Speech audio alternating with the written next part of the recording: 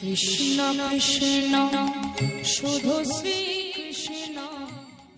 এ honour এদিকে এদিকে বলো তো দেখি, যারা যারা ভগবানকে ডাকে, যারা যারা ভগবানকে ভালোবাসে, সেবা করে, পূজা করে, তাদের শেষ জীবনের গতিটা কি হয়?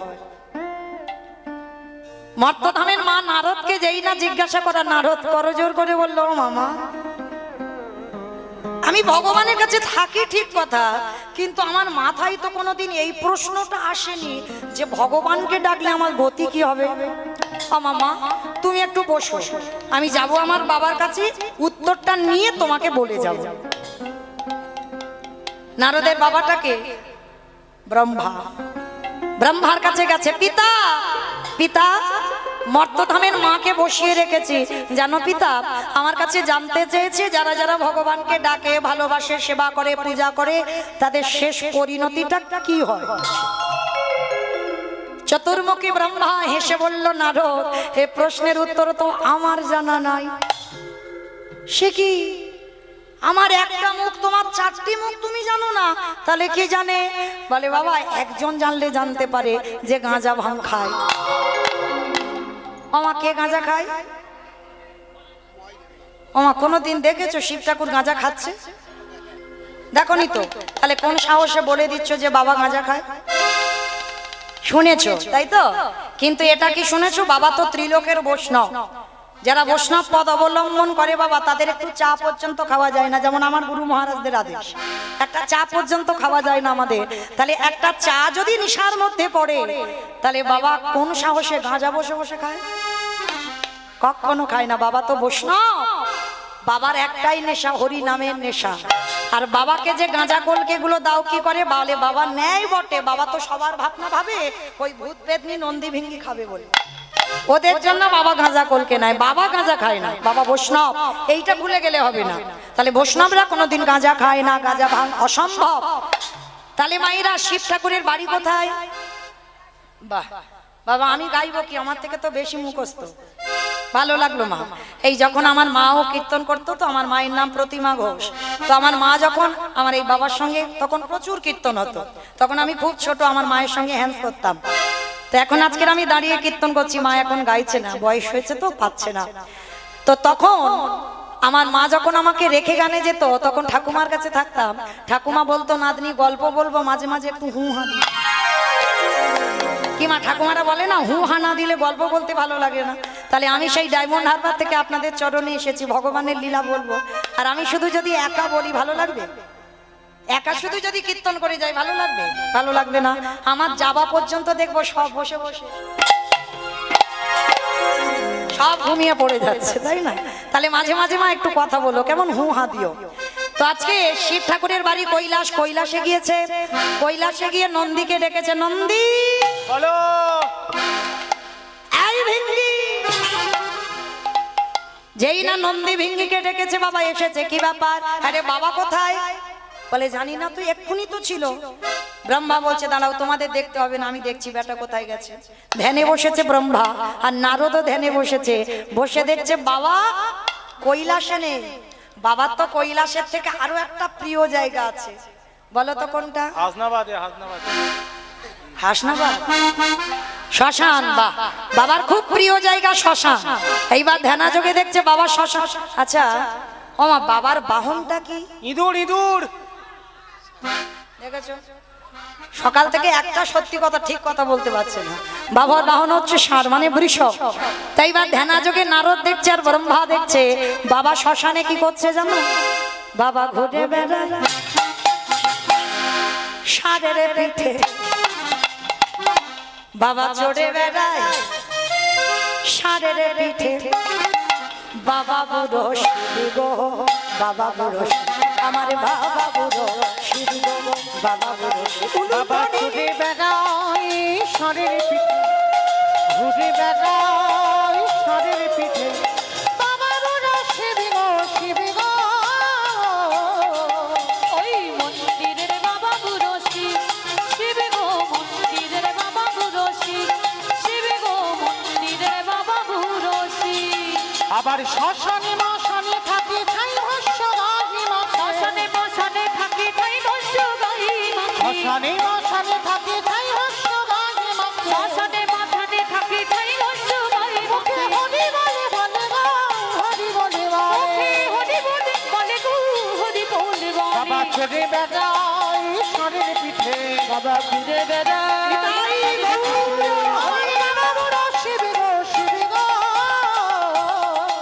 ওই মন্দিরের বাবা বুড়ো শিব, শিব গো মন্দিরের বাবা বুড়ো শিব, শিব গো মন্দিরের বাবা বুড়ো শিব, শিব গো মন্দিরের বাবা বুড়ো শিব। নারায়ণ নারায়ণ নারায়ণ। হে ভোলেনাথ, বড় দায়ে পড়ে ছুটে এসেছি।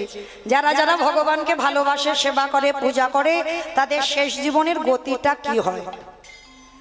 ভোলানাথ হেসে বলল, নারদ, এ প্রশ্নের উত্তর তো আমার জানা নাই। সে কি? আমি জানি না, আমার বাবা জানে না, তুমি শিব জানো না, তাহলে জানে কে?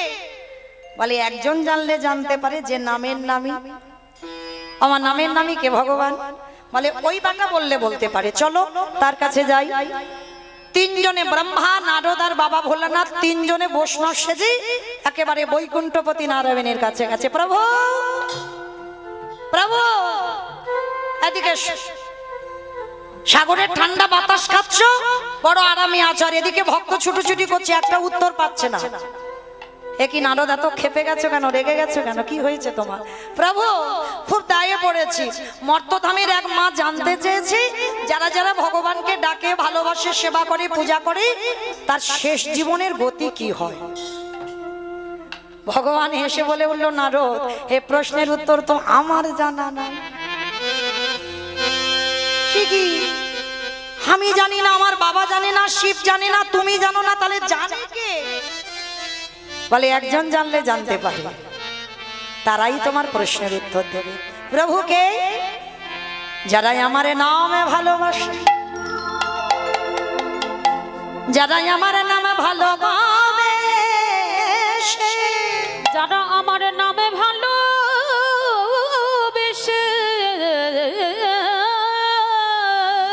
শয়নে স্বপনে নিদ্রায় জাগরণে, যারা কৃষ্ণ ছাড়া আনে জানে না, যারা আমার নাম শুনতে শুনতে গাছে তলায় রাত কাটিয়ে দেয়, যারা ঘরে ফেরার কথা মনে করে না, যারা বাচ্চাকে জগতের খিদির জ্বালা চলে যায়, আমার হরি নামামৃত পান করে, তাদের খিদে আর উদরে থাকে না, চলে যাও।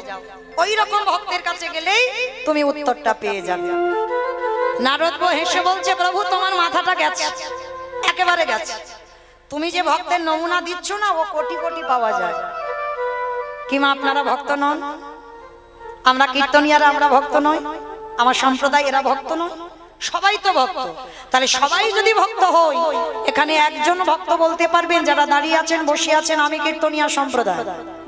ভগবানকে ভালোবাসবার পর আমার শেষ পরিণতিটা কি হবে? কেউ বলতে পারবো না। তা ভগবান বলছে, নারদ, মর্তধামে সেই ভক্ত বলতে পারবে যে আমি ছাড়া কিছু জানে না।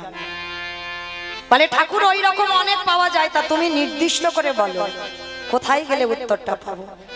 ভগবান বলছে, বেশ, চলো, আমারও অনেকদিন যাওয়া হয়নি ভক্তের বাড়ি। ঠাকুর, তাহলে আমরা যাচ্ছি কোথায়? বলে শোনো, আজকের আমরা 4 জনে যাব মর্তধাম। নারদ লাভ দিয়ে উঠেছে, ঠাকুর, মর্ত? ওরা তো শুধু খেতে যায় আর ঘুমাতে যায় আর সিরিয়াল দেখে, ওইখানে আমার ভক্ত আছে?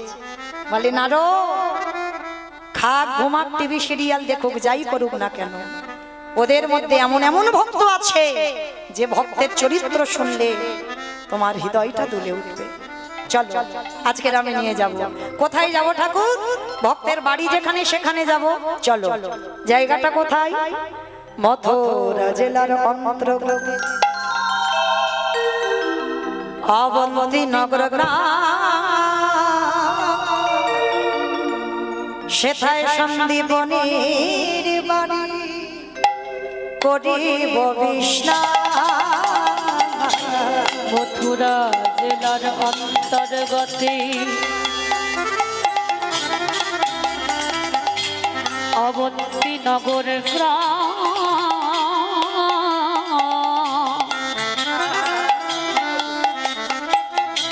সেথা সন্দীপনের বাড়ি করিব বিশ্রাম।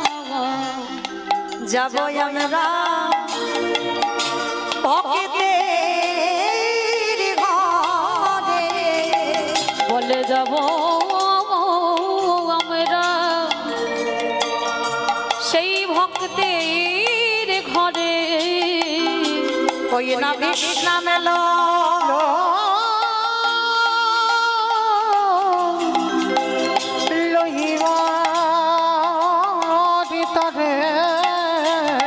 বলে যাব আমরা সেই ভক্তের ঘরে। মাইরা মথুরা জেলার অন্তর্গত অবন্তীনগর গ্রাম। আর অবন্তীনগর গ্রামে ভগবানের গুরুদেব থাকতেন, যার নাম সন্দীপ মুনি। তো আজকের ব্রহ্মা বিষ্ণু মহেশ্বর আর নারদ নামগুলো মনে রাখবে মা, শেষে প্রশ্ন থাকবে, কাজে লাগবে। এখান থেকেই প্রশ্নগুলো উঠবে। চারজনে বৈষ্ণবী সেজে সন্দীপনী মনির আশ্রমে আসছে। তো এই সন্দীপনী মনি কেমন জানো মা? তার নিত্য কর্ম কি? আপনাদের আমাদের নিত্য কর্ম হলো সকালবেলা ঘুম থেকে উঠলাম, স্নান করে ভগবানের কর্ম সেরে সংসারের কর্ম করলাম। আবার অনেক অনেক ভক্ত আছে মা, সকালবেলা উঠে সংসারে সব কাজ ছেড়ে নিল, স্নান করে ভগবানের কাজ করলো। আবার অনেক অনেক ভক্ত আছে বাবা, তাদের বেডট্রি দিতে হয়। বেডট্রি মানে বোঝো তো? মানে ঘুম চোখটা খুলবে, চা খাবে, তারপরে অন্য কাজ। অনেক রকমের ভক্ত আছে। তো আজকে সন্দীপন মনি একেবারে আলাদা, তার একটা সংকল্প ছিল। কি সংকল্প জানো মা? প্রতিদিন ওই ব্রহ্ম মুহূর্তে স্নানে যাবে যমুনা। ব্রহ্ম মুহূর্ত কাকে বলে? 1 ঘন্টা সূর্য উদয়ের 1 ঘন্টা 36 মিনিট আগে। এই সময় প্রতিদিন সন্দীপনী মনি যায় যমুনার ঘাটে, স্নান করে। স্নান করে ওই ভিজে কাপড়টা ছাড়ে না, ওই ভিজে পোশাকটা পরে দরজার ধারে বসে বসে কাঁদে। আমা কেন কাঁদে? ভগবানের জন্য না, সংসারের জন্য না। তাহলে কাঁদে কেন? তার একটা সংকল্প আছে। কি সংকল্প জানো? দয়াময়, স্নান করে সবার আগে আমি অতিথি সেবা দেব। আমার দুয়ারে তুমি একটা অতিথি পাঠাবে, অতিথি সেবা দেব। তারপরে আমি মাধুকুরিতে যাব, যা পাবো রন্ধন করে তোমায় দেব, তারপরে আমি প্রসাদ পাবো। এটা প্রতিনিয়ত, মানে মৃত্যুর আগের দিন পর্যন্ত মুনিবরের সংকল্প। তো আজকের বাবা সকালবেলা 3 জন বৈষ্ণব সেবা হয়ে গেছে। মানে যেদিন আমার ভগবান আসছে অতিথি রূপে, 3 জন বৈষ্ণব সেবা হয়ে গেছে। এবার মনিবরের মনে আনন্দ, বাবা বাবা, রোজ আমি 1টা 2টো করে বৈষ্ণব সেবা দিই, কোন দিন পাই না। আজকের আমি 3 জন সেবা দিয়েছি, ভালো হয়েছে। যা জোগাড় করেছে ভিক্ষা করি, ভগবানের জন্য পারস সাজিয়ে নিবেদন করেছি। ভগবানের চরণে ডালাটা দিয়ে বলছে, দয়াময়, ছোট্টবেলা থেকে তোমায় ডাকছি, ছোট্টবেলা থেকে তোমায় ভালোবাসছি। তোমায় ডাকতে ডাকতে আমার চুল পেকে গেল, চামড়া আলগা হয়ে গেল, দম তো পড়ে গেল। ও ঠাকুর, তুমি কি আমার ডাক কোনোদিন শুনতে পাবে না? ও গো দয়াময়,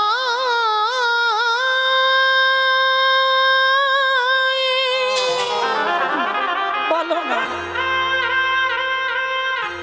একেবারে দেখা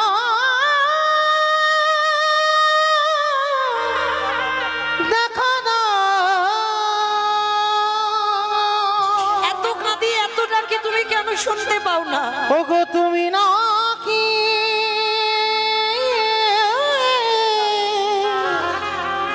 ভক্তের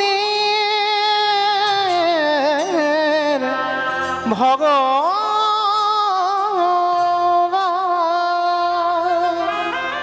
বসে বসে ঠাকুরের কাছে জানাচ্ছে, দয়াময়, আমার ডাক তুমি কবে শুনতে পাবে? একবারে দেখা দাও না। আমি কোথাও গেলে বলো, আমি কবে তোমায় পাবো? পাবো রে দেখা। ও গো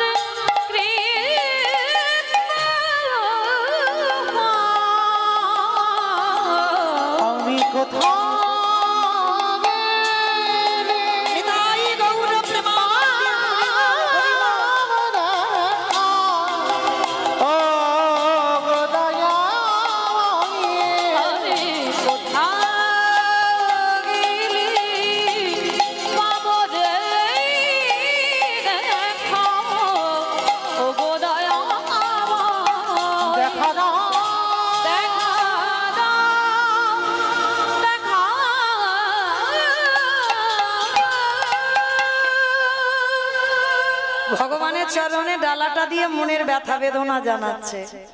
ওই সময় ভগবান অতিথি রূপে দরজায় এসে গেছে। মণিবাস, বাড়িতে আছো? আমি 3 দিন খেতে পাইনি গো, একটু বেরিয়ে এসো না গো। ভগবান সাক্ষাতে দেখা দেয় না মা, ভগবান সবসময় অতিথি রূপেই আসে। ডালাটা এখনো নিবেদন করেনি, ডালাটা রেখেছে। আর ওই যে আওয়াজ, মায়েরা মানুষের ডাক আর ভগবানের ডাকে তফাৎ হবে না? যেই না ভগবান ডেকেছে, হৃদয়টা জড়িয়ে গেল। কেমন হৃদয় জোড়ানো ডাক দিল আমায়। পারস্তা রেখে ভগবান সেবা বাদ দিয়ে ছুটে গেল দরজায়। আর দরজায় গিয়ে দেখছে 4 জন বৈষ্ণব দাঁড়িয়ে আছে। আমা বলো তো, আগে অতিথি সেবা না আগে ভগবান সেবা? জানিস মানিক, দুপুর বেলা খেতে বসেছো, বাড়ির সবার খাওয়া হয়ে গেছে, মা তোমার খাবারটা রয়েছে অন্ন ব্যঞ্জন। সেই সময় যদি কোনো অতিথি এসে বলে মা দুটো খেতে দিবি, আমাদের মতো মেয়েরা বলে আমার এখন হাত জোড়া, তুমি অন্য বাড়ি দেখো, এখন খাবার টাবার নেই। কিন্তু মনে রেখো মা, অতিথি কাকে বলে? যার কোনো তিথির জ্ঞান নেই। তোমার আত্মীয় পরিজন আসবে, সে তো ফোনে বলে দিয়েছে তার জন্য অন্ন ব্যঞ্জন হয়েছে, সেটা অতিথি নয়। অতিথি যে হওয়া অন্নে আসবে, যার কোনো তিথির জ্ঞান নেই, সময় নেই, তিথি নেই, নক্ষত্র নেই, কোনো দিন বিচার নেই। হঠাৎ যদি কেউ এসে যায় ভর দুপুর বেলা, হওয়ার রান্না। মনে রেখো মা, বহু বহু জন্মের সাধ্য সাধনা আছে বলে তবে দুপুর বেলা তুমি ঘরে পেয়েছো বৈষ্ণব। যদি একটা দিন নিজের খেতে নাও হয়, অতিথি যেন দুয়ার থেকে চলে না যায়। কারণ একটা অতিথি, একটা ভিখারি, একটা বৈষ্ণব, একটা ব্রাহ্মণ যদি দুয়ার থেকে চলে যায়, শত শত জন্মের ভজন তোমার নষ্ট হয়ে যায়। ওই জন্য ভগবান বলছে, আগে আমার ভক্ত পরে আমি। আগে আমার ভক্তরে ভালোবাসো, তারপরে তুমি আমায় ভালোবাসতে পারবে। তো সন্দীপনী মনি ছুটে দরজায় এসেছে, এসে দেখে না মা 4 জন বৈষ্ণব দাঁড়িয়ে আছে। বাবা, আজ আমার দিনটা কত ভালো জানো। সকালবেলা আমি 3 জন বৈষ্ণব সেবা দিয়েছি, আবার দুপুরে বেলা 4 জন। হায় রে, যে নিজের পেটের ভাত জোগাড় করতে পারে না বাবা, সে আজকের ভক্ত সেবা দেওয়ার জন্য কাঁদে। কেন জানো? যার আছে বাবা সে দেয় না, যার কিছু থাকে না সে দেওয়ার জন্য কাঁদে। দয়াময়, তুমি তো আমায় কিছু দাওনি, আমি তোমায় দেব কি? আর মনে রাখতে হবে মা, ভগবান কোনোদিন গিয়ে বড় লোকদের ঘরে আগে দাঁড়ায় না, দাঁড়াই যে দিনহীন পথের ভিখারি কাঙাল। ভগবান তো গরিবদের হয় গো, কাঙালদের হয়। দেখো তার প্রমাণ মহাভারতে বিদুরের দিকে তাকিয়ে দেখে। মনে যদি করতো রাজ ঐশ্বর্যে থাকতে পারতো, থাকলো না কেন? কৃষ্ণ ভক্ত কোনোদিন রাজপ্রাসাদে সুখ পায় না। দেখেন সুদামার দিকে তাকিয়ে, পরিবারের পরনে একটা কাপড় কিনে দেবে সেটা পাচ্ছে না, ছেলেদের মুখে দুটো খাবার তুলে দেবে সেটা পাচ্ছে না। এরাই কৃষ্ণ ভক্ত। মনে রাখতে হবে, যারা লক্ষ্মী, কালী, দুর্গা, সরস্বতী, মনসা, শীতলা ভক্ত তাদের পার আছে, কিন্তু যারা কৃষ্ণ ভক্ত হবে মা, যে করে আমার আশ তারে করি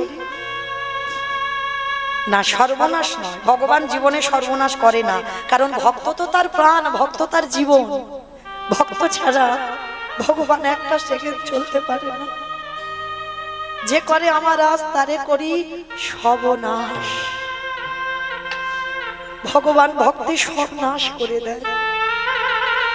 কৃষ্ণ ভক্ত যদি তুমি হয়েছো বাবা, আত্মীয় পরিজন, বন্ধু বান্ধব, তোমার আপন বলতে আর কেউ থাকবে না। শেষের দিনে তোমায় চিরজনমের মতো একা করে দেবে ভগবান। পথের ভিখারি করে দেবে, পথিক কাঙাল করে দেবে।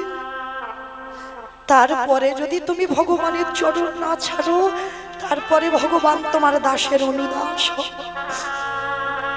দেখেন বাবা, এটা আমার কথা বিশ্বাস করতে হবে না, একটু মিলিয়ে নেন গ্রন্থের দিকে তাকিয়ে। কান্দির জমিদার লালাবাবু ছিল না? কি গো, লালাবাবুর যখন 12 বছর বয়স, শুনে নেন, লালাবাবু 12 বছর থেকে দানি ছিল, ছোটবেলা থেকে দানি।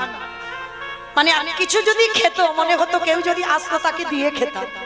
লালাবাবু ছোটবেলা থেকে বড় দানি ছিল। তো লালাবাবুর বাবার কিছু অভাব ছিল না, সোনা দানা, টাকা পয়সা, ঘর বাড়ি, জায়গা জমি, সম্পত্তি, অতুল সম্পত্তি ছিল। আস্তে অতুল সম্পত্তি ছিল বাবা। তা সেই লালাবাবুর কাছে একজন এসেছিল, কন্যা দায়গ্রস্ত পিতা, এসে বলেছিল, বাবু আমার মেয়ের বিবাহ দেব, কৃপা করে আমাকে একটু 1000 টাকা দিতে পারবে? লালাবাবুর বাবা বলেছিল, আমি তো দান ছত্র খুলিনি যে তোমার মেয়ের জন্য আমি 1000 টাকা দেব, দিতে পারবো না। তাড়িয়ে দিয়েছিল দূর দূর করে। যখন অতিথি চলে যাচ্ছিল, লালার সঙ্গে দেখা হলো। লালা অতিথির হাত ধরে বাবার কাছে এনেছিল, এনে করজোর করে লালা বলেছিল, বাবা তোমার তো কিছু অভাব নেই বাবা, সোনা দানা, টাকা পয়সা, সম্পত্তি তোমার সব ভরপুর, বাবা 1000 টাকা দিলে কি কমে যাবে? দাও না, এই অতিথি কন্যা দায়গ্রস্ত, 1000 টাকা দাও। সম্মান বাঁচাতে সবার সামনে ছেলে বলেছে, সবার সামনে ছেলের সামনে টাকাটা দিল। কিন্তু দেবার পরে যখন অতিথি চলে গেল, লালাবাবুর বাবা লালাকে বলেছিল, লালা যেদিন রোজগার করতে পারবে সেদিন তুমি দান করো, বাবার সম্পত্তি নিয়ে তুমি দান করো না। আর আজকে যে ভুলটা করলে, এর পরবর্তী দিনে যেন তোমার কোনোদিন ভুল না হয়। যেদিন রোজগার করতে পারবে সেদিন তুমি দান করো। ওই একটা কথাই লালার চৈতন্য হয়েছিল, বাবা তোমার এত কিছু রয়েছে, 1000 টাকার জন্য তুমি আমাকে বললে আমি রোজগার করে দেব। বেশ, সেই লালা সংসার ছাড়লো। সংসার ছেড়ে বর্ধমানে গিয়ে বাবা 20 টাকার বেতনে কাজ করছিল। ওই 20 টাকার মধ্যে খাওয়া থাকা সব। কোনোদিন বাড়িতে আর আসতো না। প্রতিজ্ঞা ছিল, ও বাবার মুখ আমি দেখবো না যতদিন না বাবা দেহ রাখবে। সেটাই করেছিল লালা। বার্ধক্য দশায় লালার বাবা কেঁদে কেঁদে বলে গেল, আমি যে ভুল করেছি, আমার একমাত্র বংশের প্রদীপ আমি তাকে তাড়িয়ে দিয়েছি। তবে আমি মরে গেলে আমার লালাকে আমার জমিদারিতে ফিরিয়ে নেব।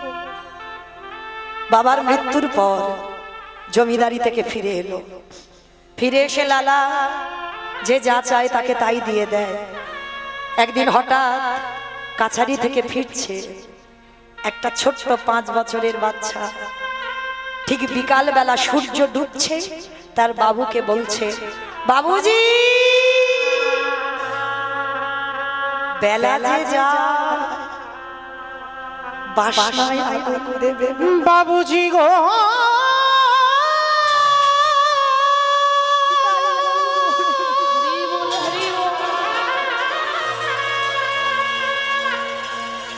বেলা যে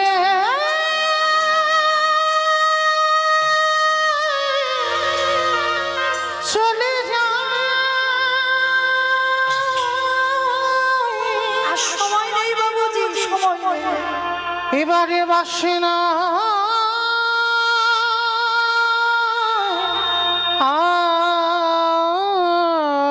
আগুন, বাসে নাই আগুন,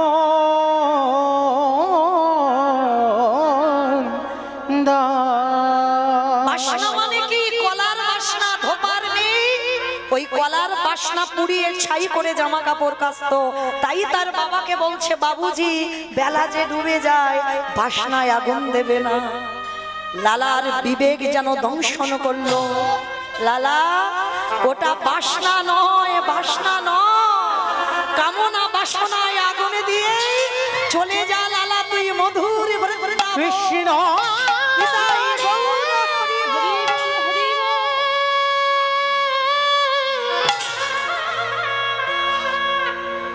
একেবারে দেখা দেখা দে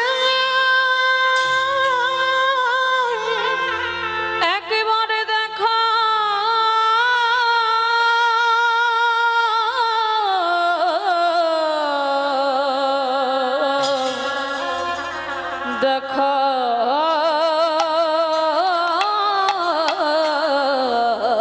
দে। সেই লালার একটা কথায় সব কিছু ত্যাগ করে দিয়ে বৃন্দাবনের পথে ধাবিত হলো। কিন্তু জমিদারি স্বভাব কি যায় গো? রাস্তায় ঘুমাচ্ছে, ওই পাথরে নিয়ে মাথার বালিশ করেছে, পাথরে নিয়ে পা বালিশ করেছে। রাজা তো পা বালিশ না হলে ঘুম হতো না। কে যেন রাত্রিবেলা বলে উঠলো, লালা কৃষ্ণ পেতে যাচ্ছিস, এখনো জমিদারি স্বভাব তোর গেল না, ফেলে দে, ফেলে দে। সেই লালার কাছে ভগবান বলেছিল, লালা আমার একটা মন্দির করে দিবি? লালা বলেছিল, প্রভু মন্দির করতে গেলে অর্থের দরকার, সিমেন্ট বালি ইট লাগবে। একদিন আমি জমিদার লালা ছিলাম, কিন্তু আজকে তো আমি জমিদার লালা নয়, আজ আমি ভিখারি লালা। কি করে তোমার মন্দির বানাবো বলো? ওরে আমি ওই যে রড বালি সিমেন্টে গাঁথা ও মন্দিরে থাকি না, আমি থাকি ভক্তির হৃদয়। যে জন নয়ন ঝরে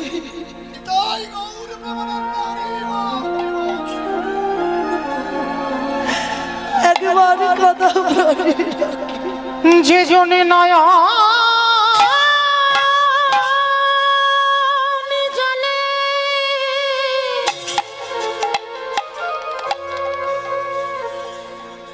কৃষ্ণ তোমার হলামে বলে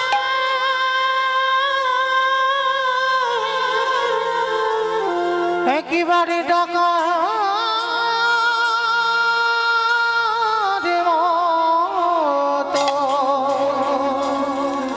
ডাকারে মতো ডাকিতে পারে আমি ভগবান হয়ে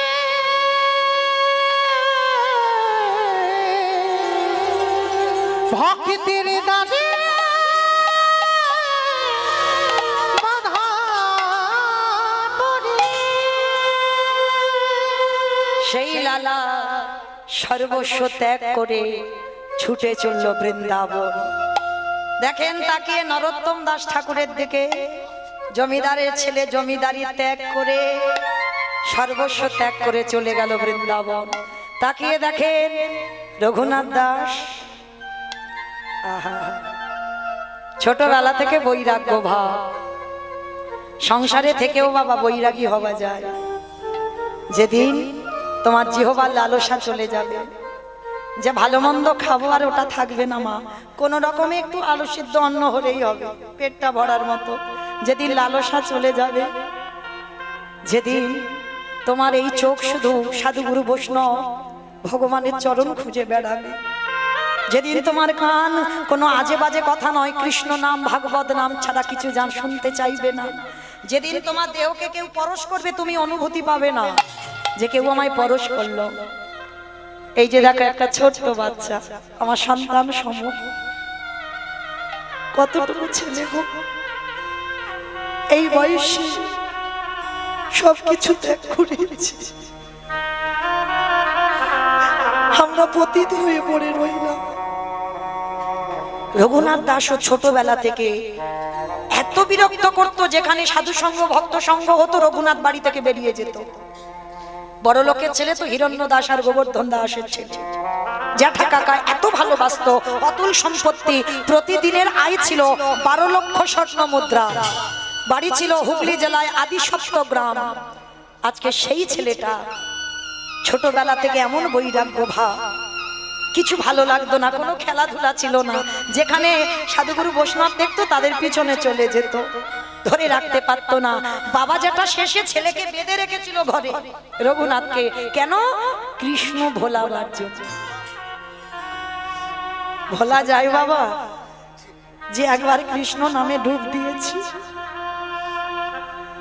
কৃষ্ণ নামে কেঁদে যত শান্তি পাবে, কোনো কান্নায় তুমি এত শান্তি পাবে না। কারণ বাবা যত নাচানাচি করো না কেন, কৃষ্ণ নামে কেঁদে যে সুখ, সে সুখটা তুমি কোথাও পাবে না। তো এইবার সেই রঘুনাথকে বেঁধে রেখেছে, 1 সপ্তাহ কিছু খাইনি, বাবা যেটা খাবার দিচ্ছে খাচ্ছে না। গুরুদেব বলদেব আচার্য ছুটে এসেছিল, রঘুনাথ রঘুনাথ শুনলাম তুমি পাগলামি করছো, তুমি 1 সপ্তাহ কিছু খাচ্ছ না। হিরণ্য দাস জ্যাঠামশাই ছুটে এসেছে, রঘুনাথ আচ্ছা বলো তো তুমি কি চাও? দেবে জেঠু, আমি যা চাইবো তুমি আমায় দেবে? দেবো দেবো, তুই 1 সপ্তাহ কিছু খাসনি, কঙ্কাল সারে দেহ। বাবা ভজন পথে যারা নেমেছো তাদের বেশি আহার বেশি নিদ্রা নিষিদ্ধ। তাই বা রঘুনাথ কঙ্কাল সার দেহ। তো জ্যাঠামশাই বলছে বল বাবা কি চাস? জেঠু আমায় দেবে, আমি যা চাইবো দেবো দেবো, বল কি চাস? তাহলে ত্রিসত্য করো, আমি যা চাইবো তাই দেবে। ত্রিসত্য করলাম। এইবার রঘুনাথ জ্যাঠামশাইয়ের দুটো চরণ জড়িয়ে ধরেছে, ধরে বলছে তাহলে দাও। কৃষ্ণ এনে দাওয়া কৃষ্ণ এনে দাও, কৃষ্ণ এনে দাও আমারে, কৃষ্ণ এনে দাও, কৃষ্ণ এনে দাও আমাদের, কৃষ্ণ এনে